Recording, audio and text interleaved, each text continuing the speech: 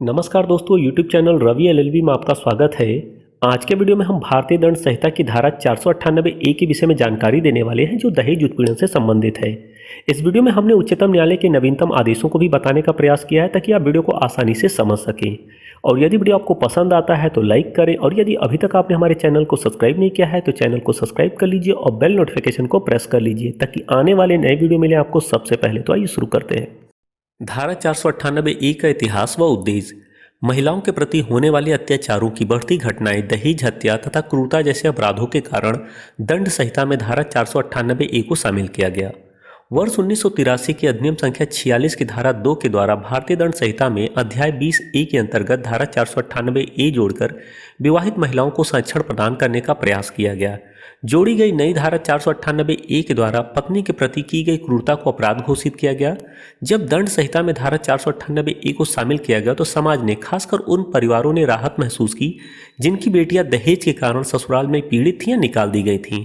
समाज को लगा कि धारा 498 ए विवाहित बेटियों की सुरक्षा कवच का काम करेगा। धारा 498 ए से दहेज के लिए बहुओं को प्रताड़ित करने वाले परिवारों में भी भय का माहौल बना। शुरुआत में तो अधिकांश लोग इस धारा से मिलने वाले लाभों से अनजान थे, लेकिन धीरे धीरे लोगों ने इस कानून की उपयोगिता को समझ में आने लगी। पर कुछ समय बाद ही इस कानून का ऐसा दुरुपयोग शुरू हुआ कि यह वर पक्ष के लोगों को डराने वाला शस्त्र बन गया। है धारा 498 ए। दहेज, प्रताड़ना और ससुराल में महिलाओं पर होने वाले अत्याचार जैसे दूसरे मामलों से निपटने के लिए कानून में सख्त प्रावधान किए गए हैं। महिलाओं को उनके ससुराल में सुरक्षित वातावरण मिले, कानून में इसका पुख्ता प्रबंध है। दहेज प्रताड़ना से बचाने के लिए 1986 में आईपीसी में धारा 498 ए का प्रावधान किया गया। इसे दहेज निरोधक कानून कहा गया। अगर किसी महिला को दहेज के लिए मानसिक, शारीरिक या फिर अन्य तरह से प्रताड़ित किया जाता है तो महिला की शिकायत पर इस धारा के तहत मुकदमा दर्ज किया जाता है। इसे संज्ञेय अपराध की श्रेणी में रखा गया है। साथ ही यह गैर जमानती अपराध है। दहेज के लिए ससुराल में प्रताड़ित करने वाले तमाम लोगों को आरोपी बनाया जा सकता है। धारा 498 ए के अनुसार जो कोई किसी स्त्री का पति या पति के नातेदार होते हुए ऐसी स्त्री के प्रति क्रूरता करेगा, वह कारावास से, जिसकी अवधि 3 वर्ष तक की हो सकेगी, दंडित किया जाएगा और जुर्माने से भी दंडनीय होगा। इस धारा के प्रयोजन के लिए क्रूरता का आशय निम्नलिखित है।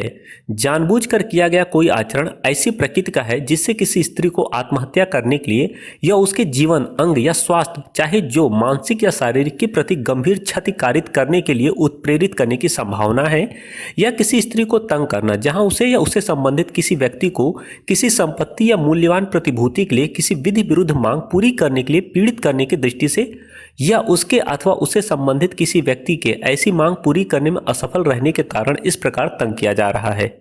धारा 498 ए में जरूरी नहीं जिस महिला के साथ क्रूरता की गई है वही उसकी शिकायत करे।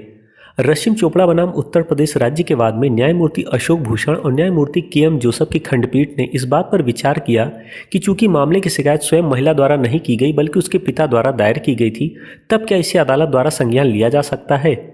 इस सवाल का जवाब देते हुए माना गया कि भारतीय दंड संहिता की धारा 498 ए के तहत शिकायत दर्ज करने के लिए जरूरी नहीं कि केवल पीड़ित महिला द्वारा ही दायर की जानी चाहिए। धारा 498 ए में शिकायत दर्ज करने संबंधी कोई स्पष्ट प्रावधान नहीं है जो यह संकेत दे सके कि जब किसी महिला के साथ क्रूरता की जाती है तो आवश्यक रूप से महिला द्वारा ही उस मामले की शिकायत दर्ज की जानी चाहिए। आरोपों की पुष्टि बगैर गिरफ्तारी नहीं। उच्चतम न्यायालय ने व्यवस्था दी है कि दहेज प्रताड़ना से जुड़े मामलों में पुलिस सीधे आरोपी को गिरफ्तार नहीं कर सकती है। अदालत ने कहा कि ऐसे मामलों को देखने के लिए परिवार कल्याण समिति बनाई जाए और केस उसे भेजा जाए। जब तक इस समिति की रिपोर्ट न आ जाए तब तक गिरफ्तारी न की जाए। 2 जुलाई 2014 को उच्चतम न्यायालय ने कहा था कि 7 साल तक की सजा के प्रावधान वाले मामले में पुलिस सिर्फ केस दर्ज होने के आधार पर गिरफ्तारी नहीं कर सकती, उसे गिरफ्तारी के लिए पर्याप्त कारण बताना होगा। दहेज प्रताड़ना मामलों से लेकर 7 साल तक की सजा के प्रावधान वाले मामलों में बिना पर्याप्त आधार के अगर पुलिस गिरफ्तार करती है तो उसके खिलाफ कार्रवाई हो सकती है। यह कानून बदला लेने और वसूली के लिए नहीं, अपितु गलत लोगों को सजा दिलाने और पीड़िता को न्याय दिलाने के लिए बनाया गया था।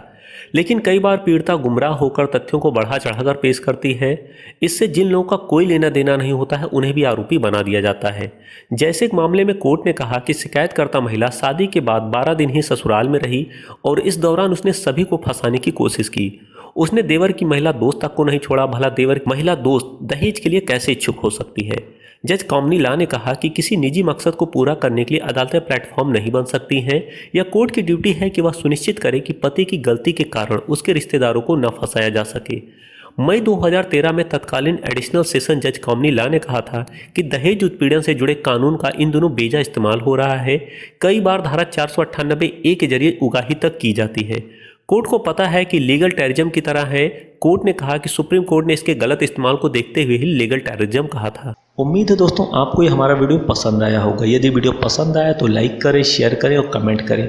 और यदि अभी तक आपने हमारे चैनल को सब्सक्राइब नहीं किया है तो चैनल को सब्सक्राइब कर लीजिए और बेल नोटिफिकेशन को प्रेस कर लीजिए ताकि आने वाले हमारे नए वीडियो मिले आपको सबसे पहले।